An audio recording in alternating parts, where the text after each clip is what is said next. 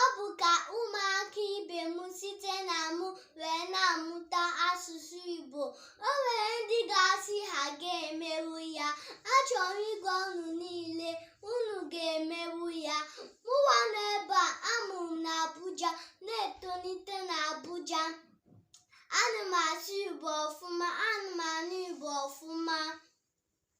Ọ bụ site n'aka ndị nne na nna m.